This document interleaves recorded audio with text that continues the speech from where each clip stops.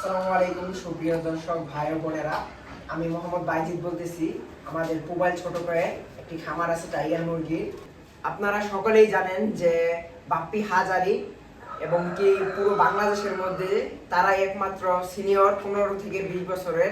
একটি মাধ্যমে জানতে পারি বাপ্পি হাজারি আঙ্কেল পূর্বাঞ্চলের পাশেই একটি বড় ইনকিউবেটর প্রতিষ্ঠান দিচ্ছে। আমার খুব স্বপ্ন ছিল আঙ্কেলকে কোনো একভাবে ছলছাতুরি করে হলেও আমাদের খামারে একবার এনে ভিজিট করাবো। আপনারা জানেন যে বাপ্পি হাজারি আঙ্কেল 50,000 বা 1 লক্ষ ডিমের সেটআপ ছাড়া তারা ফার্ম ভিজিট করে না।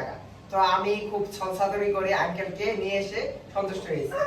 আসলে দর্শক, আপনারা জানেন যে আসলে বাংলাদেশে অনেক খামারি বিগত 29 থেকে 30 বছরের ইনকিউবেটরের প্রস্তুত বা তৈরির আদলে আমরা দেখতে পাই অনেক খামারি আক্ষেপ করে বলেন যে বাপ্পি ভাই, আমাকে আপনাদের প্রতিষ্ঠানে যদি সরাসরি ইনকিউবেটরে ডিম ঢুকিয়ে বের করে বা বাচ্চা দেখে এরকম একটি ব্যবস্থা থাকতো তবে আমাদের জন্য উপকৃত হতো, আমরা উপকৃত হতাম।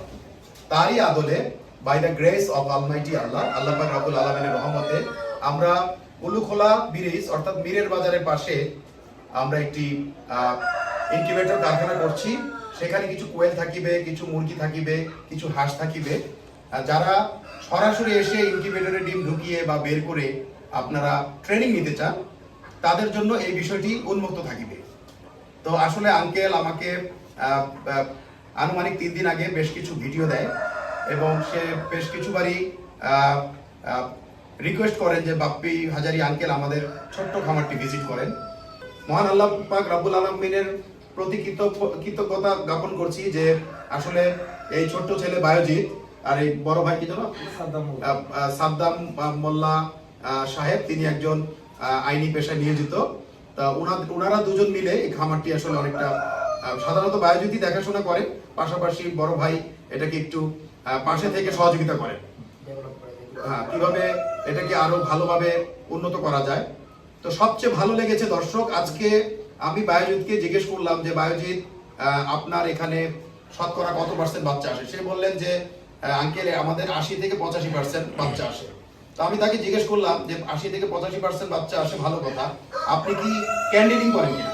তো তিনি বললেন যে ক্যান্ডেলিং কি আমি জানি না। তো সব মিলিয়ে আমরা যেটা বুঝলাম, যদি ডিম মোটামুটি ভালো থাকে তবে সর্বনিম্ন 3.5% ডিম শতকরা বাদ যায়, আর সাধারণত 5 থেকে 7.5% ডিমগুলো ছাঁটাই হয়ে থাকে। তো 95% ধরলে আমরা যদি 90% যদি ধরি, আমরা এখানে 5% ধরলে আমরা ধারণা করতে পারি প্রায় 95 থেকে 97% হ্যাচিং আসে। আসলে আঙ্কেলটি খামারে আসাতে আমরা অনেক উপকৃত হই। আঙ্কেলের মাধ্যমে আরো আমরা ধারণা পাই। আঙ্কেলটি আমাদের দেখিয়ে দিয়েছে কিভাবে ক্যান্ডেলিং করতে হবে। যেহেতু আমি ক্যান্ডেলিং কি এটা বুঝতাম না, তো আঙ্কেলটি আমাকে বুঝিয়ে দিয়েছে ক্যান্ডেলিং, তারপর ডিম সেটআপ কিভাবে করতে হবে, কিভাবে ডিম দিতে হবে ইনকিউবেটর মেশিনের মধ্যে। তো অনেক কিছুই ধারণা পাই। আমরা ক্যান্ডেলিং করে নেই, তারপরও 80 থেকে 85% পাইতাম আমরা বাচ্চার পার্সেন্টেজ। তো এখন আরো বাড়বে ইনশাআল্লাহ, ক্যান্ডেলিং করাতে পার্সেন্টেজটা আরো বেড়ে যাবে ইনশাআল্লাহ। সকলে ভালো থাকবেন, সুস্থ থাকবেন। আসসালামু আলাইকুম, আল্লাহ হাফেজ।